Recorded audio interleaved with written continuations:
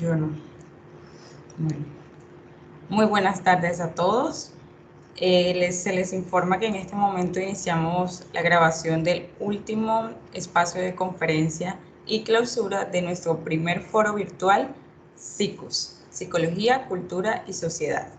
Muchas gracias por acudir a esta cita en la tarde de hoy, o bueno, a las 4:50 en punto. Vamos a poder conversar con el líder del grupo de investigación SICUS. Tal vez algunos de ustedes estuvieron presentes en la apertura y escucharon que él no nos iba a poder acompañar por motivos de salud, pero él ha hecho un esfuerzo para estar hoy con nosotros. Esto habla del compromiso que tiene frente a al compromiso que tiene frente a este evento y sobre todo a su responsabilidad como creador de este espacio y como nuestro líder. Entonces voy a presentarles su perfil y el título de su conferencia. En la tarde de hoy, él nos va a hablar de la condición social en tiempos de pandemia, efectos de los sesgos cognitivos en la protección o riesgo ante el COVID-19. Su perfil es, bueno, su nombre es José Hernando Ávila Toscano, psicólogo de la Universidad del SINU, magíster en Psicología de la Universidad del Norte, doctor en Ciencias Humanas y Sociales de la Universidad Nacional de Misiones, para evaluador MinCiencias y para académico del MEN, pergamino al mérito científico Uninorte, fundador y líder científico del grupo SICUS, y bueno, acá no lo dice, pero él también es investigador junior categorizado por MinCiencias. Profe, le damos la palabra y le agradecemos realmente por haber hecho el esfuerzo de estar aquí en esta tarde con nosotros. Adelante. Gracias por esta presentación. Un saludo cordial y fraterno a todos y cada una de las personas que han sacado un espacio de su tiempo. Sabemos que estamos fuera de la agenda, pero les damos las gracias. De veras que no quise que se pasara el foro SICUS sin tener la oportunidad de compartir con ustedes. Es un espacio que originalmente se creó bajo la propuesta del profesor Emilio Hernández y recibió la mejor acogida y bueno, decidimos sacarlo adelante y ha sido un verdadero éxito. Voy a compartir con ustedes una ponencia. Les pido, obviamente, excusen, estoy en un proceso de recuperación, así que trataré de sacar fuerzas de flaqueza para estar con ustedes a la altura, como se lo merece. Vamos a trabajar un tema que surge de un proyecto de investigación que desarrollamos durante el tiempo de la cuarentena, un grupo de investigación SICUS, a raíz de una convocatoria interna que desarrolló la Vicerrectoría de Investigaciones. Esta ponencia se denomina Condición Social en tiempos de pandemia. Podemos pasar a la transparencia. Efectos de los sesgos cognitivos en la protección a riesgo ante COVID-19. ¿Me ayudan con la transparencia, por favor? A la siguiente.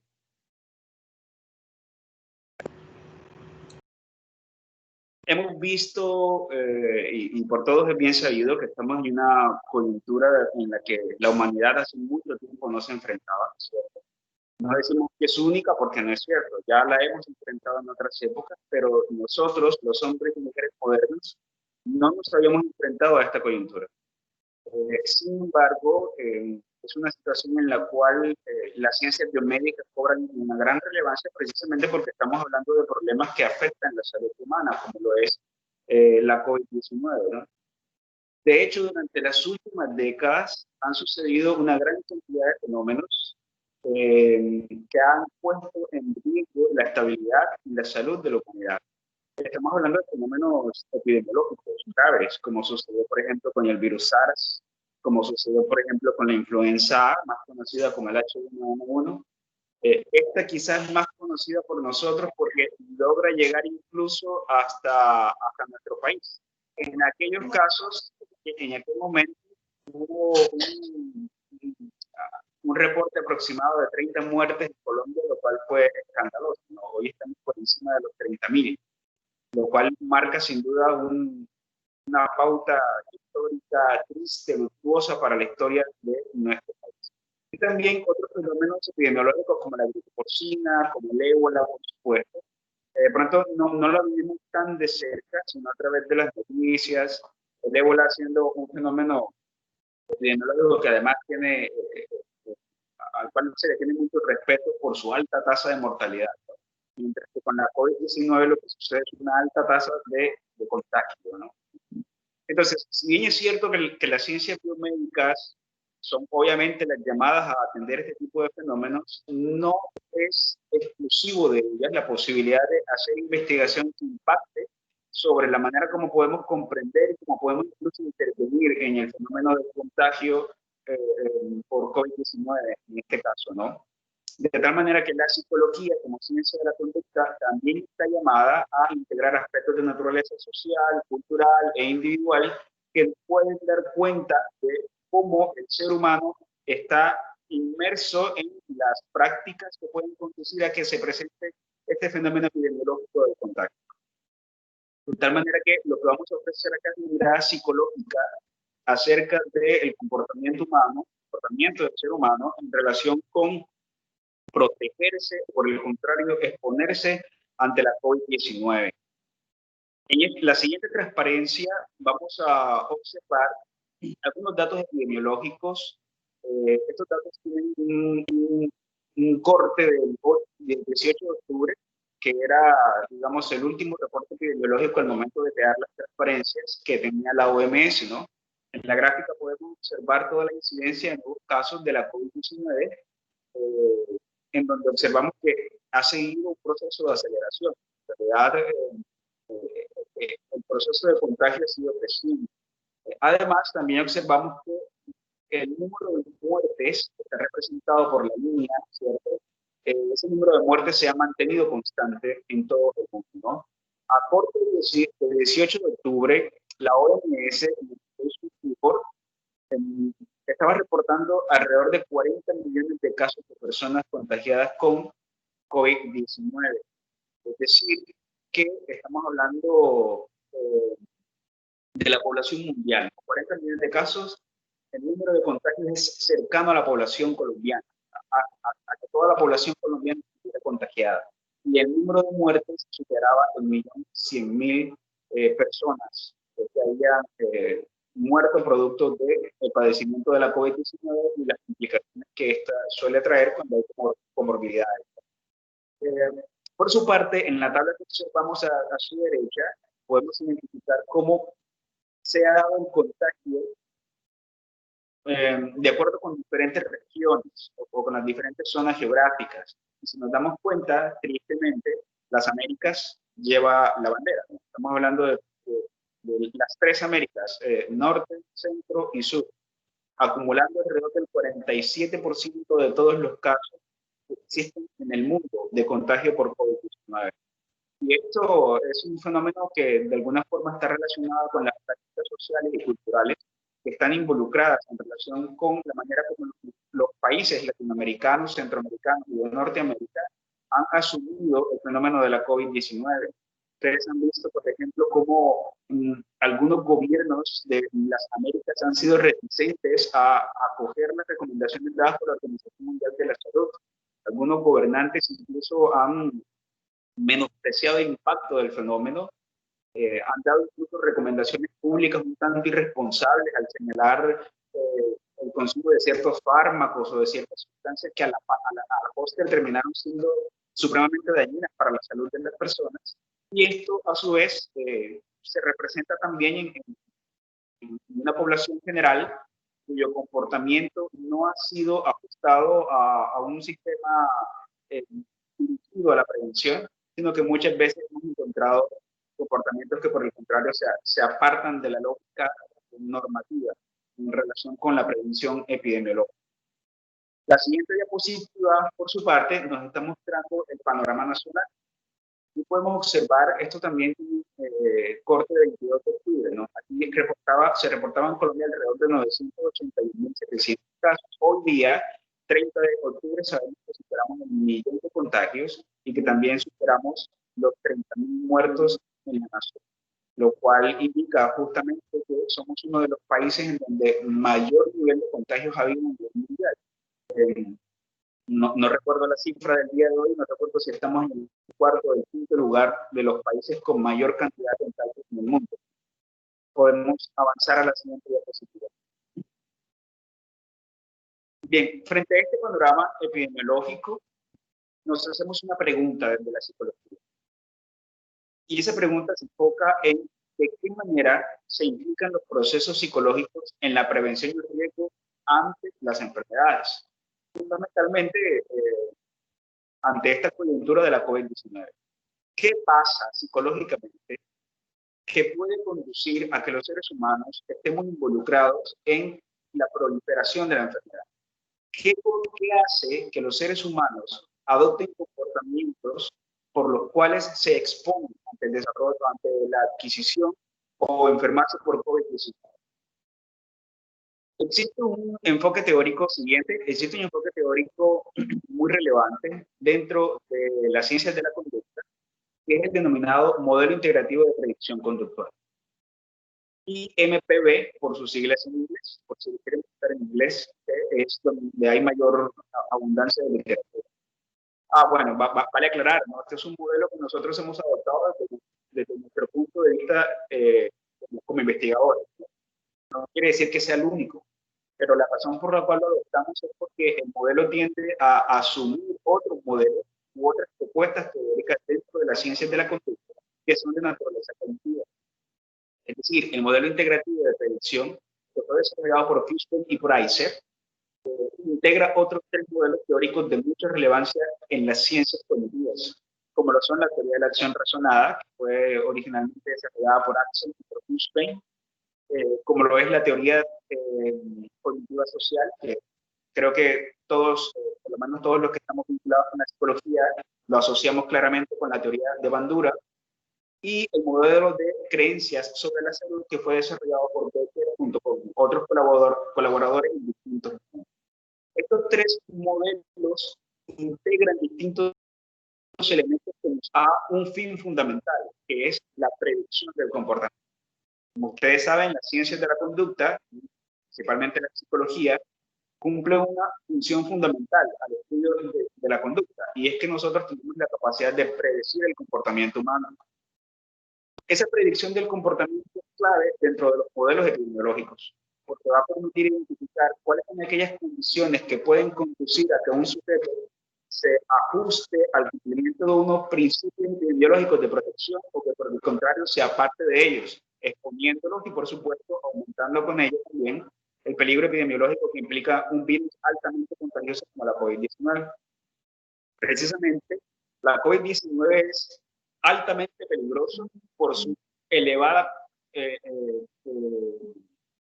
tasa de contagio. ¿Bien? Su elevada tasa de contagio. Su tasa de mortalidad es inferior. La gran preocupación radica en que si todos nos enfermamos al mismo tiempo, pues no existe manera de que ningún sistema de salud lo soporte, como pasó en Europa, como incluso llegó a asustarnos gravemente aquí en nuestra propia ciudad en Barranquilla. Bien, entonces, estos tres modelos lo que hacen es que integran una serie de características individuales y de contexto que ayudan a entender cómo los seres humanos tomamos decisiones, cómo los seres humanos ejercen una conducta. Por ejemplo, la teoría de la acción razonada es una teoría muy interesante desde los modelos cognitivos de conducta y nos ayuda a entender sobre todo la manera como la conducta está mediada por las actitudes. Y las actitudes lo entendemos como un modelo o como un constructo completo, en la medida que involucra cogniciones, afectos y, por supuesto, la ejecución de la conducta.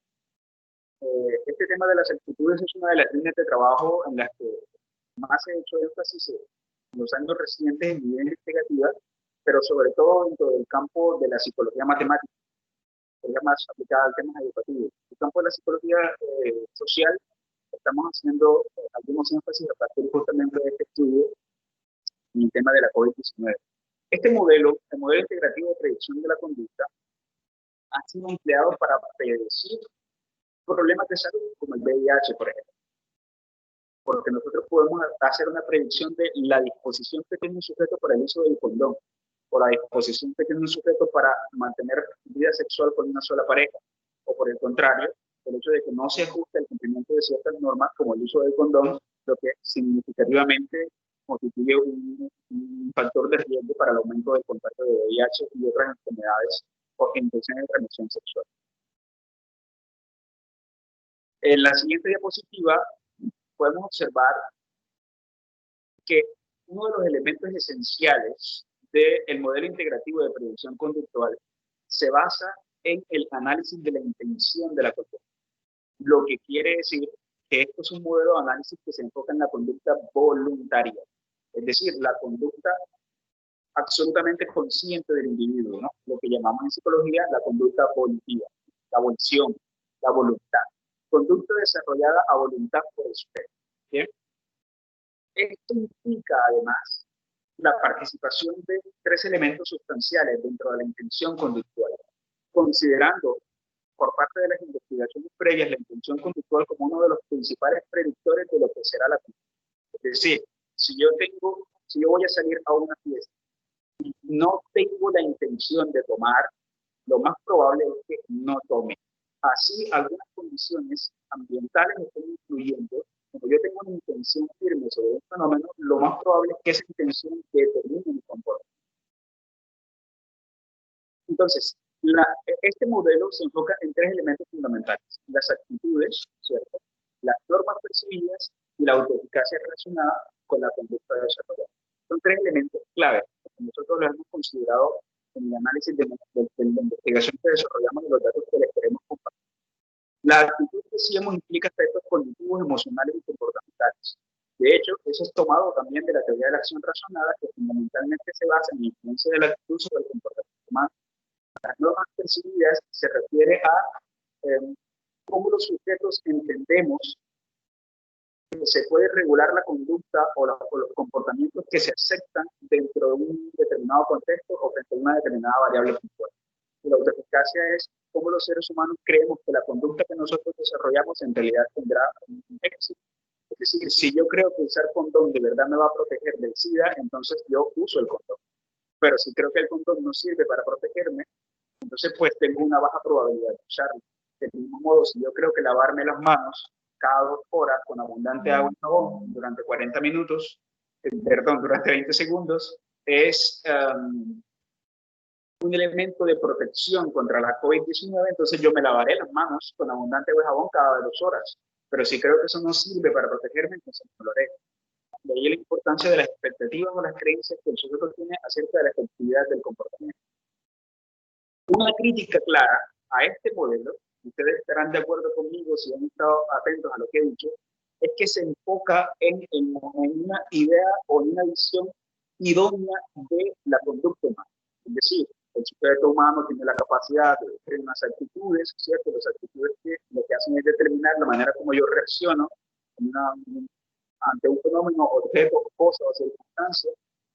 Tengo unas motivaciones y además tengo unos factores cognitivos como mis expectativas, como las normas que regulan la conducta, y con base en eso yo tomo una decisión que es diferente, ¿vale? Pero resulta que eso no siempre funciona. Es un modelo que es un poco optimista, donde en realidad la conducta humana puede estar mediada o incluida por una gran cantidad de factores que hacen que la toma de decisiones no necesariamente sea un proceso racional, como lo dice la teoría de la acción razonada. En otras palabras, en el proceso de tomar una acción razonada también existen elementos irracionales que pueden afectar. Dentro de esos elementos irracionales están los que nosotros conocemos como sesgos. En la siguiente diapositiva podemos observar la definición de un sesgo. Bueno, lo primero es que los sesgos forman parte de los procesos de cognición social que ustedes seguramente han estudiado muy bien o estudiarán muy bien cuando vean psicología social. La cognición social es un proceso psicológico básico, un proceso psicológico sustancial que ayuda a los seres humanos a que podamos establecer una concepción de la realidad, de los contextos, de las realidades sociales y de las personas, ¿cierto? Nosotros llegamos a un lugar que es nuevo para nosotros y automáticamente hacemos un análisis del contexto, de un instante, las expresiones faciales, las posiciones, de manera casi inconsciente. Nosotros somos capaces de formularnos un juicio de lo que está pasando. Todo eso forma parte de los procesos de cognición.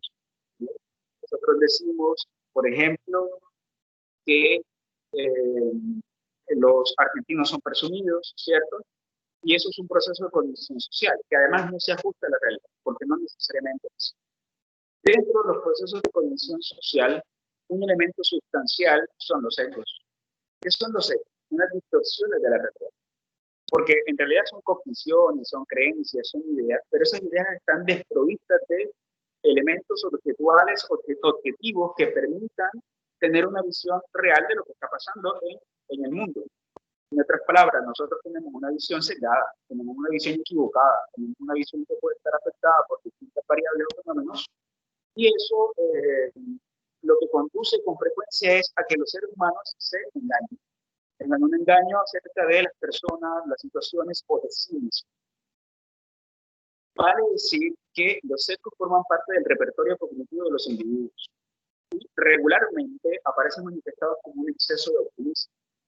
Los seres humanos tendemos a ser muy optimistas respecto a nosotros mismos y muy pesimistas respecto a los demás. Y eso forma parte de lo que conocemos como el optimismo ilusorio. En la siguiente diapositiva vemos distintos tipos de sesgos. Observemos, por ejemplo, el denominado sesgo optimista. Ustedes dirán, pero el ser optimista no es bueno. Si hace un rato en el conversatorio que se tenía por Facebook Live, se hablaba de resiliencia y se decía la importancia de la resiliencia, y al hablar de resiliencia pensamos en un ser humano optimista, ¿cierto? Pero por supuesto, claro que el optimismo es un rasgo de personalidad que la mayor parte de las veces es un rasgo de naturaleza positiva. De hecho, existe suficiente evidencia empírica que demuestra que el optimismo es una variable que ayuda al afrontamiento, que ayuda a la superación de las dificultades. Sin embargo, existen algunas formas de optimismo que están por encima de la realidad. Y al estar por encima de la realidad se transforman en un sesgo. La persona optimista que tiene un sesgo es porque tiene un optimismo irrealista. Es decir, su optimismo está por encima de las probabilidades de que algo suceda en la vida real. Los individuos, por ejemplo, los individuos que tienen sesgo optimista son aquellas personas que creen que les va a pasar más cosas positivas que al resto de la gente. Entonces, a mí solo me va a pasar lo bueno, incluso más que a los demás. Lo opuesto a eso es lo que se denomina sesgo de invulnerabilidad o ilusión de invulnerabilidad, que es la creencia de que nos va a pasar menos cosas negativas que el resto de la población. Por ejemplo, yo ando en motocicleta a 100 kilómetros por hora sin casco, sin ninguna clase de protección, porque es que a mí eso no me va a pasar. Yo soy muy buen conductor, ¿vale? La falacia de invulnerabilidad, el sesgo de invulnerabilidad. Yo tengo relaciones sexuales con múltiples parejas sin condón, porque es que a mí no me va a dar SIDA. Eso le da a las prostitutas, a los homosexuales, a los promiscuos, ¿cierto? Esa es la ilusión de invulnerabilidad. Creer que no me van a pasar cosas negativas. Volvamos, por favor. Otro sesgo muy común es el falso consenso. Y el falso consenso es la idea general de que yo hago esto porque es lo que todo el mundo hace. De tal manera que creo que mis opiniones, mis creencias, mis conductas, mis formas de ser y de hacer son las que comparte todo el mundo. De tal manera que por eso justifico mi comportamiento. Entonces yo digo, hombre, la verdad es que yo no estoy usando el tapaboca porque es que en realidad eso no lo está usando nadie. Falso consenso. La idea de que en realidad el grupo social ve que el tapaboca no se debe usar. Y por último tenemos la ilusión de control, que está claramente se basa en la idea de que nosotros creemos que podemos ejercer control sobre fenómenos que son adversos. Ahora sí, siguiente. Lo que a nosotros nos interesa es que podamos entender de qué manera los procesos cognitivos nos pueden empujar a protegernos o a exponernos ante ante enfermedades, puntualmente ante la COVID-19.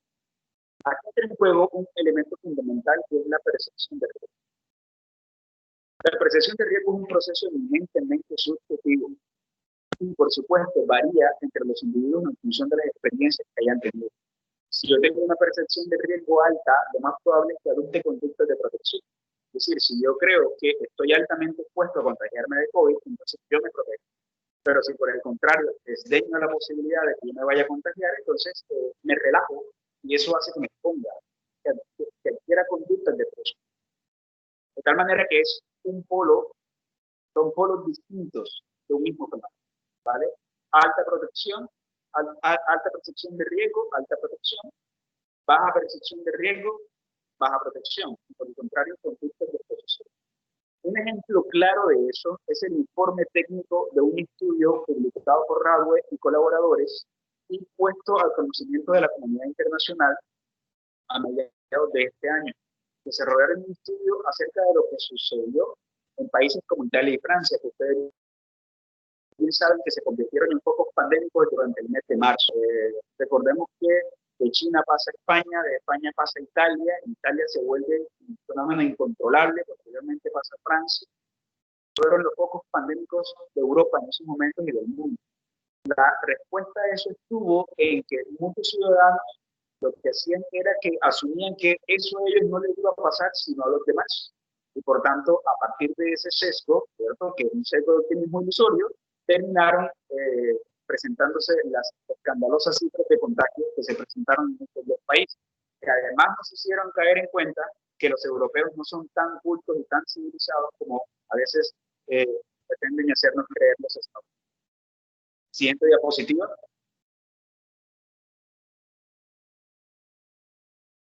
La siguiente transparencia, por favor.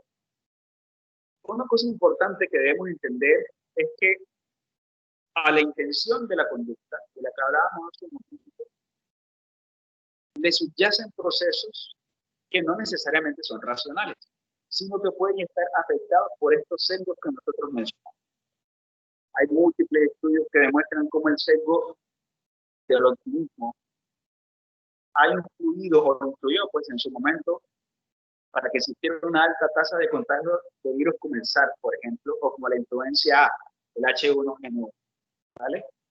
Y otros estudios han demostrado cómo las expectativas de efectividad de la conducta son importantes para que los sujetos adopten conductas de protección. Es decir, si yo de verdad creo que lavarme las manos, usar el tapabocas o el distanciamiento social en verdad funciona, entonces yo adopto ese tipo de comportamiento. Siguiente. Una conducta de protección sustancial es la vacunación, que en el caso de la COVID-19 es una conducta de protección hipotética. Hipotética porque no existe vacuna. ¿Bien? Sin embargo, dentro del estudio que nosotros hicimos, evaluamos la posibilidad de que la vacunación fuera asumida por las personas. Siguiente. Esto es muy importante porque cuando nosotros estudiamos la vacunación o la intención de vacunación, entran en juego todos los elementos que hemos descrito. El modelo integrativo de predicción de la conducta, la participación de los sesgos. Este tema de la vacunación ha sido de lo más controversial, porque la evidencia empírica muestra una tendencia de los seres humanos a seguir recomendaciones contrarias a las que dan los cuerpos médicos. Entonces, los cuerpos médicos, por supuesto, que siempre recomiendan vacunarse. Sin embargo, los seres humanos tendemos a ser resistentes a esa clase de cosas. Existen incluso algunos movimientos que son que se basan en ideas de confabulaciones, a partir de los cuales asumen que las vacunas buscan la manipulación del ser humano. Existe una gran cantidad de fenómenos que ustedes pueden encontrar en la red con facilidad y que justamente lo que demuestran es la reticencia de los seres humanos a vacunarse. Por tanto, los estudios sobre el tema muestran un exceso de temor ante la vacuna. Sin embargo, son también diversas las investigaciones que han mostrado que aquellos grupos sociales, aquellas comunidades que han tenido alta exposición a enfermedades epidemiológicas, a riesgos epidemiológicos, y que se han negado por múltiples razones a asumir la vacunación, en esos grupos sociales es en donde se han presentado rebrotes con tasas más altas de contagio de las enfermedades, producto justamente de la negativa de asumir la vacunación. También hay que considerar algunos efectos de naturaleza económica, o de naturaleza social, o de naturaleza moral que pueden influir sobre la vacunación, sobre el proceso de inmunización. Se sabe, por ejemplo, que las personas que tienen mejor condición o extracción socioeconómica acceden con mayor facilidad a la vacunación. Esto también puede estar relacionado con sus niveles formativos. Y también aquellas personas que han estado expuestas a alguna condición desfavorable, alguna experiencia desfavorable con la vacunación, por ejemplo, un efecto adverso de alguna vacuna previa, obviamente tienden a ser más resistentes al momento de asumir vacunas. Siguiente. Por supuesto, también hay múltiples estudios que muestran el efecto de los sesgos sobre la intención de vacunarse. Por ejemplo, se sabe que la falta de riesgo percibido, es decir, tener una baja percepción de riesgo personal, hace que los individuos no se vacunen. Entonces yo puedo decir, no, a mí no me va a dar COVID-19, ¿yo para qué me voy a vacunar? ¿Cierto? Cuando en realidad todos los seres humanos estaríamos expuestos a la posibilidad de que tengamos contagio por la naturaleza de virus. Del mismo modo, el sesgo optimista está influenciando este tipo de fenómenos. Un elemento importante también que influye en la intención de vacunarse son características demográficas como la edad. La mayoría de las investigaciones internacionales que hay, cuando se les pregunta a los sujetos sobre la intención de vacunarse frente a las distintas enfermedades que hay, o los estudios que ya se hicieron sobre la cantidad de personas que se vacunaron ante el H1N1, por ejemplo, ante la influenza, ante la gripe porcina, por ejemplo, mostraba que la mayor cantidad de personas vacunadas eran mayores de 40 años. Eso en parte está explicado por el hecho de que este es un grupo etario que reconoce su vulnerabilidad ante unas enfermedades epidemiológicas, ¿cierto? La enfermedad epidemiológica fundamentalmente afecta a los grupos que tienen algunas comorbilidades y, por supuesto, los grupos que en función de la edad están más expuestos. Esto hace que las personas mayores de 40 años sean quienes con más facilidad decidan tomar un proceso de inmunización. Vamos a ver a continuación un estudio publicado que nosotros desarrollamos desde el grupo de investigación SICOS para tratar de mostrar cómo estos elementos se relacionan en un fenómeno real como lo es estudiar en una población urbana los aspectos relacionados con la influencia de protección o de riesgo. En la siguiente transparencia podemos observar algunas características demográficas de las personas con las que nosotros trabajamos. Es un estudio en el cual trabajamos con 796 personas, si no me falla la memoria. 398 fueron, 794, 398 fueron hombres, 396 fueron mujeres. Ahí en la tabla pueden observar ustedes algunas de las características demográficas de esta población. Y en ellos evaluamos distintos tipos de sesgo. Evaluamos el optimismo ilusorio, evaluamos la ilusión de vulnerabilidad, el falso consenso y la ilusión de control, los cuales ya explicábamos previamente. Y además, parte del modelo predictivo de la conducta, el modelo integrativo predictivo de la conducta, evaluamos la intención conductual, las conductas de autocuidado propiamente dicho y las creencias o expectativas de la eficacia de esas conductas de autocuidado. ¿Qué buscamos? Pues tratar de identificar si los procesos cognitivos, los sesgos, la intención conductual, las expectativas o las creencias ayudan a predecir la conducta de protección o su opuesto de riesgo ante COVID-19, incluyendo la vacunación como una conducta de protección. En la siguiente diapositiva podemos observar cómo el sesgo de vulnerabilidad y el falso consenso no se mostraron como muestras. La redundancia apareció en pocas cantidades, digamos.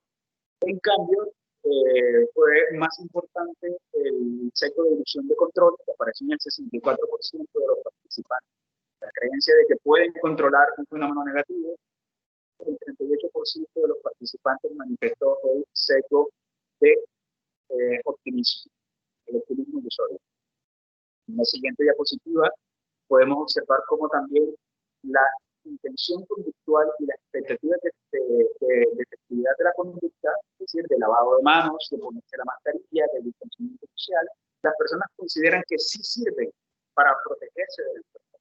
Y esto es algo bastante favorable, ¿no? Para aclarar una cosa, y es que nosotros la recogida de los datos la hicimos en plena cuarentena, cuando comenzaba a dispararse la curva epidemiológica en Colombia. Por lo tanto, sería de mucha utilidad hacer una segunda medición en estos momentos que ya hemos pasado varios picos epidemiológicos y que no existe cuarentena total. Hay un aspecto importante que metodológicamente se hace para poder identificar el tipo de optimismo ilusorio que tienen las personas. Porque, digamos, yo puedo ser optimista, yo puedo ser realista y yo puedo ser pesimista, ¿vale?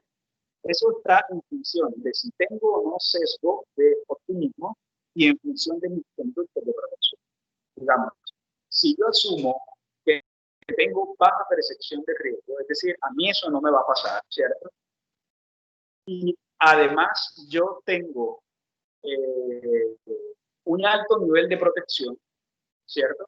Entonces yo soy un sujeto optimista, ¿vale? Porque creo que no me va a pasar y además me cuido. Lo contrario es que yo crea que me va a pasar, pero también me cuido. Eso también me hace un sujeto optimista o un sujeto realista. Creo que me va a pasar y me cuido, ¿vale? Es posible que yo crea que me voy a contagiar y no me cuido, ¿vale? Entonces, en función de esos cruces es que podemos determinar si un sujeto es optimista, es pesimista o es realista. Vamos a la siguiente diapositiva, por favor. En este caso, lo que nosotros podemos observar es la asociación que existe entre las variables. Nosotros podemos observar aquí en esa tabla, donde nos muestra el estadístico chi cuadrado con su tamaño de efecto, podemos observar asociación entre las distintas variables para después nosotros poder hacer el análisis de predicción. Observamos, por ejemplo, que el falso consenso no se relacionó con ninguna de las variables, por lo tanto se descarta, ¿vale? El falso consenso no es un sesgo importante en el análisis que nosotros desarrollamos. Nosotros incluimos dentro del análisis si las personas se estaban expuestas de manera forzosa y entendíamos como exposición forzosa a las personas que tenían que trabajar y que obligatoriamente les tocaba salir de casa y exponerse. La exposición forzosa, de hecho, se asoció con las conductas de protección, no se asoció, perdón, con las conductas de protección de manera significativa. Y por su parte, la vulnerabilidad, aunque se muestra de manera significativa asociación con la vacunación, pues no supera la evaluación del tamaño de efecto. Al final, el resto de las variables fueron incluidas en el modelo de análisis a partir de un procedimiento de regresión.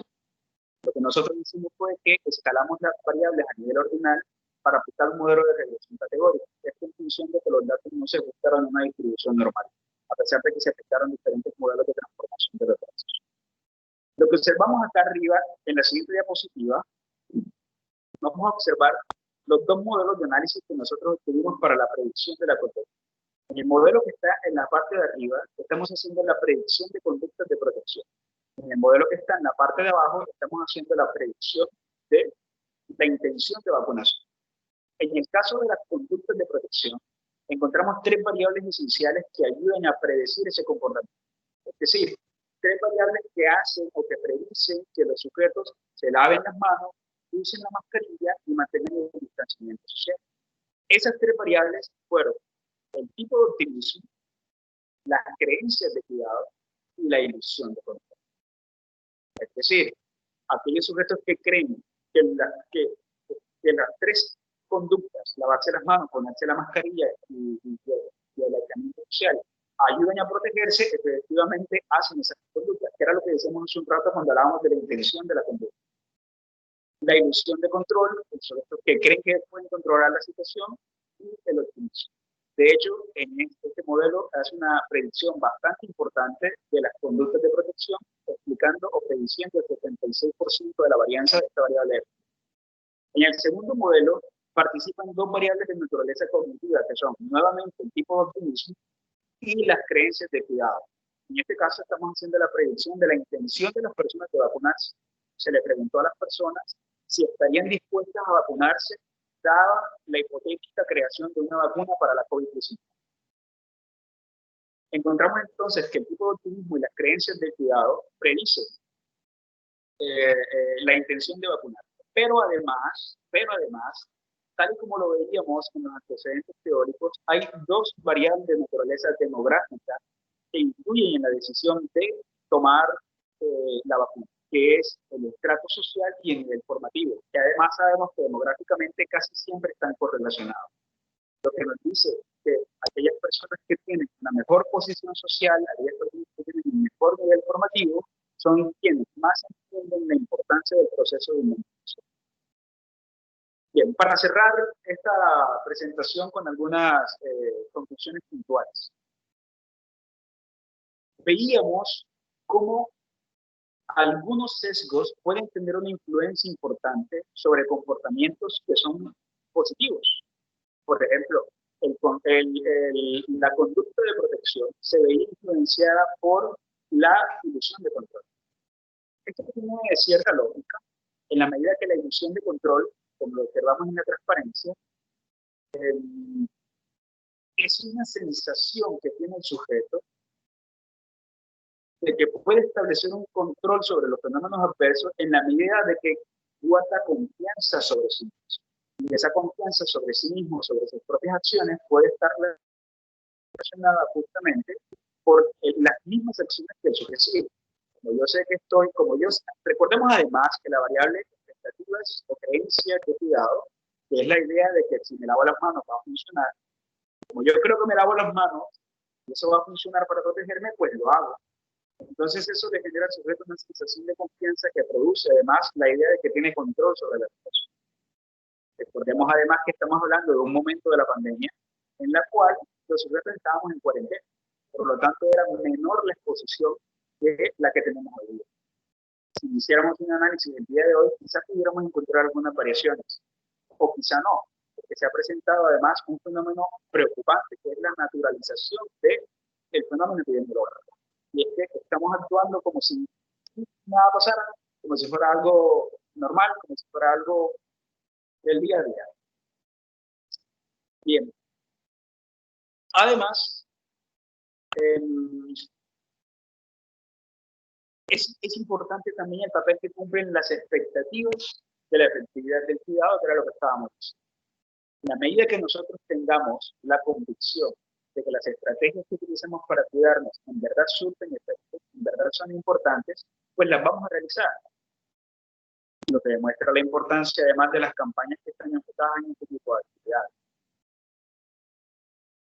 Por último, en la siguiente diapositiva, con esto vamos a cerrar esta intervención.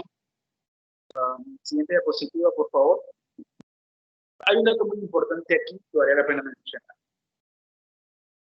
Cuando nosotros evaluamos el sesgo optimista o el optimismo ilusorio, hicimos además una clasificación de los sujetos de acuerdo con el tipo de sesgo optimista. Les decía, un sujeto puede ser optimista, un sujeto puede ser pesimista y un sujeto puede ser realista. Entendiendo por optimismo un sesgo, porque estamos hablando de optimismo ilusorio. Es decir, yo creo que me van a pasar más cosas buenas que el resto, ¿vale? Yo creo que no me voy a contagiar, aunque no estoy haciendo conductas para protegerme. Entonces soy un optimista ilusorio, ¿vale? O yo creo que me voy a contagiar, a pesar de que estoy haciendo muchas cosas para protegerme. Entonces soy un pesimista ilusorio, ¿vale? Los dos extremos del sesgo. Si yo creo que me voy a contagiar, pero no estoy haciendo conductas para cuidarme, soy realista, ¿vale? Si yo creo que no me voy a contagiar y estoy haciendo conductas para cuidarme, soy realista. ¿Bien? Nosotros encontramos, como dato particular, una alta tasa de pesimismo. Precisamente, el tipo de optimismo es una de las variables que predice con mayor poder las conductas de protección. Esto es algo bien interesante, porque tal y como lo proponen Cho y colaboradores, unos autores que han propuesto unos modelos bien interesantes de análisis en esto del sesgo y la influencia del sesgo sobre enfermedades como la SARS, por ejemplo. Ellos llegan a la conclusión de que no necesariamente los sesgos son negativos para la predicción de los comportamientos y fundamentalmente comportamientos de naturaleza epidemiológica, sino que es posible que los sesgos logren tener una influencia importante en conductas de protección. Por lo tanto, no puede ser una sentencia que tener sesgos cognitivos conduzca a que los sujetos definitivamente se expongan ante las enfermedades. Contrario a lo que han demostrado otros estudios. Por ejemplo, se ha demostrado ampliamente que la ilusión de invulnerabilidad se asocia con una alta prevalencia o una alta probabilidad de contagio de SIDA, ¿vale? O una alta probabilidad de problemas relacionados con el consumo tabáquico. ¿Sí? Nosotros, por nuestra parte, estamos en la misma línea de choque. En la medida que nosotros encontramos que no necesariamente el sesgo afecta de manera negativa las conductas de los sujetos ante las enfermedades, sino que de hecho nosotros encontramos que el pesimismo ilusorio, el otro extremo del sesgo optimista, surge un papel importante al momento de predecir comportamientos de protección. ¿Qué pasa con el sujeto pesimista? El sujeto pesimista asume las consecuencias o efectos negativos que puede tener una situación, una conducta o un fenómeno. De tal manera que esas conductas los sujetos las desarrollan, las ejecutan en función de esa exposición que tienen. De esta manera, como yo soy pesimista, como yo percibo que la situación me expone, entonces yo adopto conductas que me ayuden a proteger. De forma que el sesgo conduce a que existe protección. Por lo tanto, no necesariamente, llegamos a la conclusión de que no necesariamente una conducta de la presencia del sesgo expone a que se presenten conductas de protección. En términos generales, lo que hemos tratado de mostrar es que existe una gran cantidad de fenómenos cognitivos que implican las creencias, las actitudes, la motivación y, por supuesto, la volición, voluntad del individuo, en función de comportamientos que nos pueden exponer o que nos pueden proteger ante enfermedades como la COVID-19. En este sentido, es importante, por supuesto, continuar con una línea de análisis a partir de la cual se pueda reconocer cómo estos elementos propios del comportamiento humano son sustanciales en momentos como los que vivimos ahora en nuestro país, en el mundo, cómo los razonamientos de los seres humanos, los sesgos, el conjunto de creencias que los seres humanos tenemos pueden ser importantes o para exponernos ante la enfermedad o por el contrario, para que adoptemos conductas de protección y podamos de esa manera tener un mejor manejo de lo que sucede con esta situación epidemiológica. Esto entonces, un rápido resumen de desarrollo investigativo que hemos estado ejecutando con el grupo de investigación CICI. Me alegra haber tenido la oportunidad de compartirlo con ustedes y estoy atento a cualquier comentario. Muchas gracias. Muchas gracias, profesor José, por su valiosa intervención. Durante su presentación, en el chat tenemos dos preguntas, dos aportes de estudiantes de semillero. Primero, Campo Elías Moreno Herrera nos pregunta ¿qué papel cumplen los medios de comunicación en el proceso de influencia de los sesgos en las conductas de protección? Primero esa y pues, o desea que lea las dos preguntas al mismo tiempo, como usted. ¿Me puede repetir la pregunta? Ok. ¿Qué papel cumplen los medios de comunicación en el proceso de influencia de los sesgos en las conductas de protección? ¿Sí me...? Claro, el papel de los medios de comunicación. Sí, señor. Ok, perfecto. Buena pregunta. Creo que en el conversatorio anterior se mencionaba también las famosas falsas noticias y todo esto. Dentro de la teoría de la acción razonada, que forma parte del modelo predictivo de la conducta, que mencionábamos hace un rato, los seres humanos, decíamos, los seres humanos tienen unas creencias normativas, tienen unas actitudes, y eso justamente está influenciado por las condiciones contextuales, por las relaciones con los demás, por la información que manejamos. En ese sentido, los medios de comunicación son clave, sobre todo en una era como la nuestra, donde la comunicación es fundamental, y la tenemos a un clic o a un touch en nuestro celular, ¿cierto? Entonces, la información que se maneja en los medios de comunicación es clave para generar actitudes en torno al fenómeno. Si los medios de comunicación están expresando información puntual, objetiva, veraz, eso ayuda a que se formen actitudes mejor establecidas. Ahora, una cosa importante frente a esto. Los seres humanos generamos creencias y expectativas de la conducta mucho más racionales cuando el fenómeno es muy cercano a nosotros, a cuando lo vivimos de manera indirecta. Por eso quizá cuando el fenómeno estaba en países como Italia o en España, podía parecer un poco inverosímil que sucediera algo similar en Colombia, porque el fenómeno lo veíamos de manera indirecta. Pero cuando llega a nuestro país, cambia automáticamente el sistema de creencias y de percepciones que nosotros tenemos sobre el riesgo. Asimismo, los medios de comunicación son clave para que podamos, por ejemplo, generar expectativas de eficacia de las conductas, ¿no? Si a través de los medios de comunicación, estas campañas que se han hecho de lavado de manos, del uso de la mascarilla, es fundamental porque eso ayuda a que las personas logren comprender que efectivamente esas conductas surten efectos. Ya sabemos por lo que vimos en nuestros datos que las creencias de eficacia o las expectativas del cuidado influyen en el hecho de que asumamos la conducta de protección.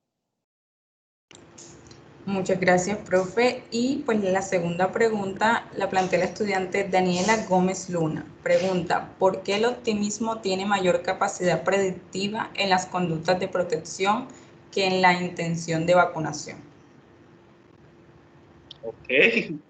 Ok. Esa no es una pregunta fácil de responder.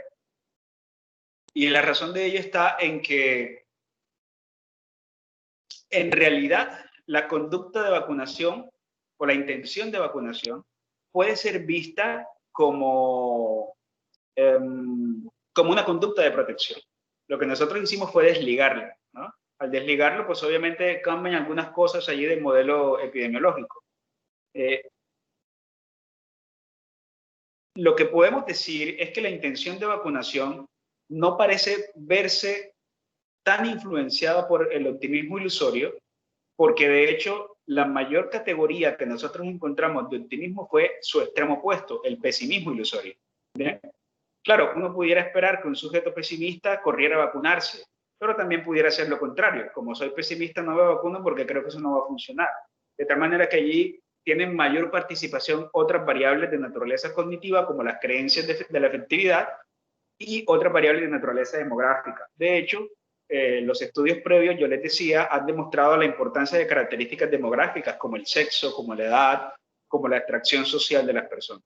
Quizás ese sea uno de los elementos que ayude a entender por qué el optimismo ilusorio es más importante para predecir la conducta de protección que la intención de vacunación propiamente dicha. Muchas gracias, profesor. Bueno, hablo en nombre del Grupo SICUS, de los organizadores, de todas las personas que tal vez no se ven, pero estamos acá detrás de cámaras, en que este evento no podía terminar de otra manera sin su participación. Así fue como lo planeamos y así tenía que terminar. Ahora vamos a tomar unos minutos para hacer las palabras de clausura. Primero, por parte de la profesora Ailet Mareco Escuderos, directora del programa de psicología. A ella le damos las gracias por todo el apoyo que nos brindó en estas 2 jornadas, toda la disposición del programa en su apoyo para que todos los estudiantes, docentes estuvieran acompañándonos durante los 2 días del evento. Adelante, profe Ailet, la escuchamos.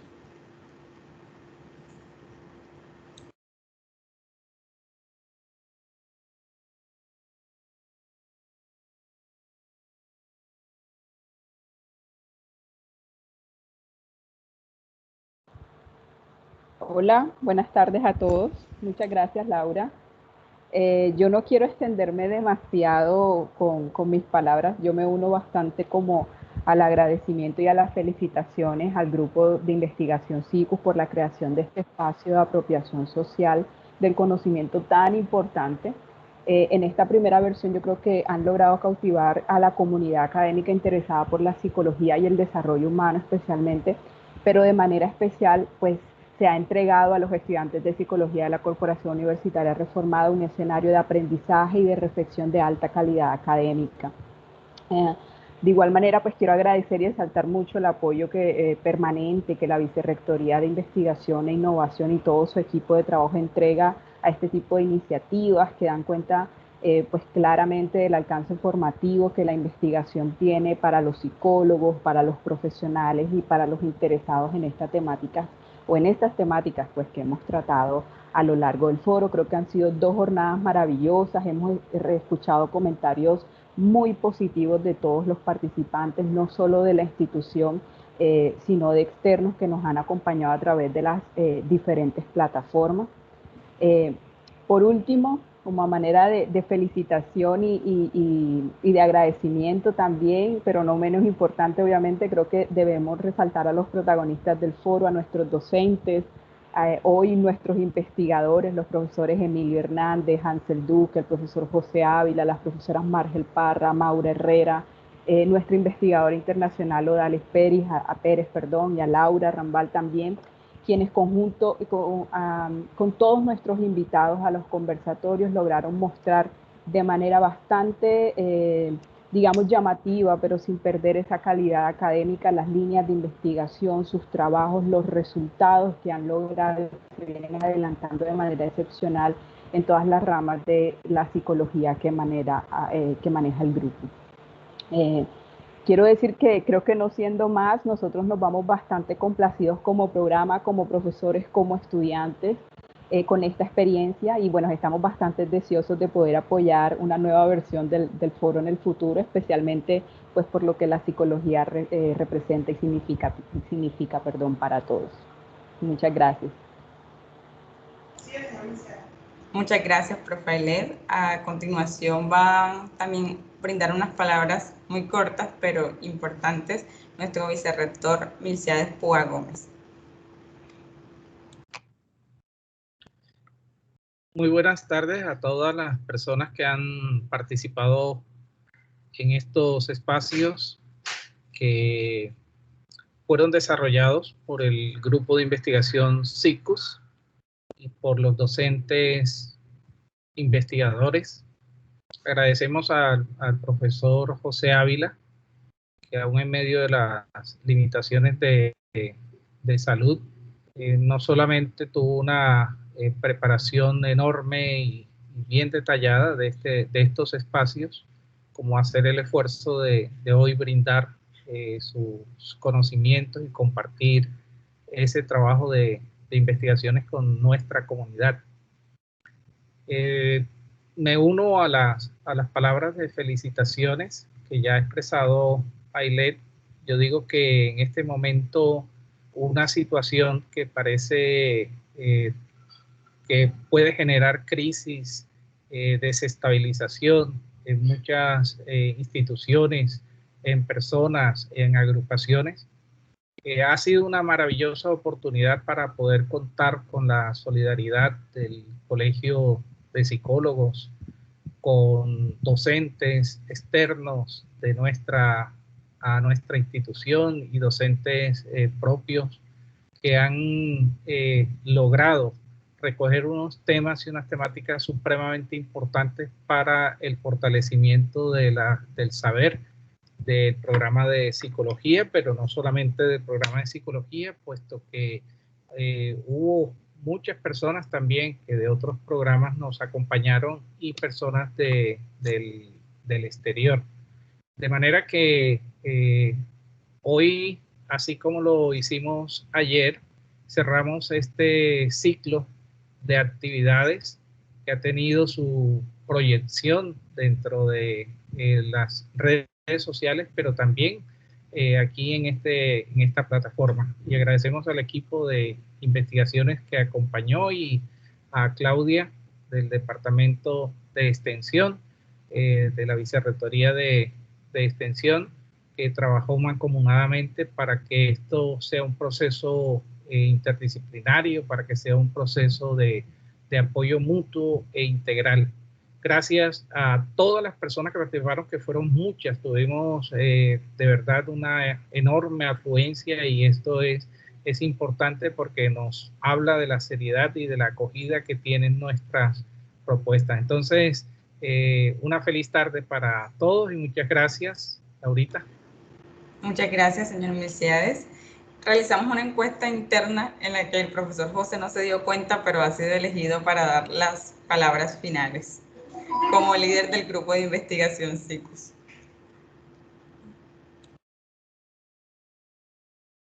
Adelante, profe.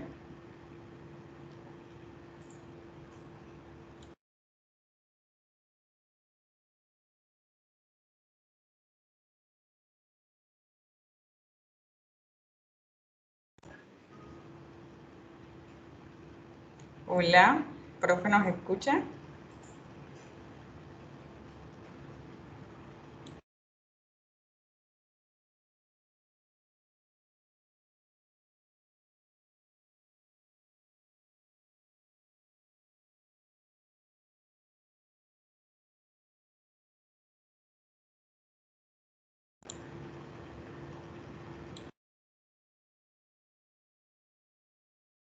Hola, hola, ¿me escuchan? Sí, señores, ya le escuchamos. Bien, nada, simplemente unirme al saludo dado por las autoridades académicas, a cada una de las personas que participaron. Quiero darle el sincero agradecimiento a cada uno de los docentes del programa de psicología, a los señores estudiantes que han estado vinculados a cada una de las transmisiones. De veras que ha sido verdaderamente valiosa esta experiencia del primer Foro SICUS. Nuevamente les quiero expresar mis sinceras excusas por no haber podido estar al inicio y no haberme podido ajustar a la programación, pero bueno, hemos hecho lo posible para poder responder como ustedes se lo merecen. Gracias a Laura, gracias a Cassandra, sin ustedes no sería posible estas actividades que se han venido desarrollando desde la Vicerrectoría de Investigaciones. Ustedes están a la altura, sin duda alguna, las felicito. Así que el vicerrector tiene allí una mano izquierda y una derecha que sin duda alguna hacen un excelente trabajo. Gracias a los semilleristas y nada, estamos trabajando para desde ya el foro 2021 que seguramente, ojalá, sea presencial y va a estar a la altura, sin duda alguna, transmitiendo los resultados de investigación y los aportes que hemos venido trabajando desde el grupo de investigación SICUS. Muchas gracias a ustedes, un saludo fraterno y mil bendiciones. Muchas gracias, profe. En este momento, para cerrar, invitamos a los miembros del grupo de investigación SICUS y si otras personas se quieren unir a esta foto, activar sus cámaras para una foto grupal de cierre del evento. Mil gracias a todos por acompañarnos en estos 2 días. Van a estar disponibles las grabaciones de los eventos, las presentaciones también para todos ustedes. Muchas gracias. Estamos esperando cámaras. Cassandra ya la vi. Señor Milciades, eso.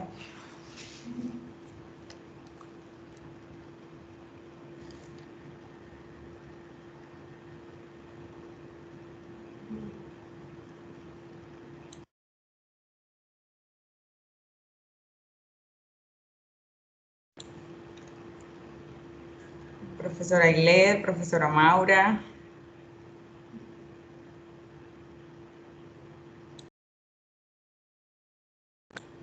Profe Margel, profesor Hansel, también lo veo por acá.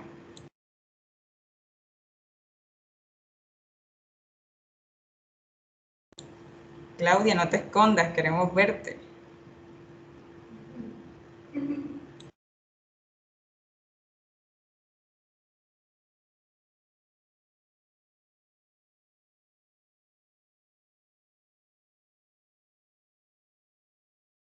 ¿Logran verme, Lau? Sí, señorita, si bajas un poquito, porque vemos tu carnet. Sube un poquito para verte la cara. Eso.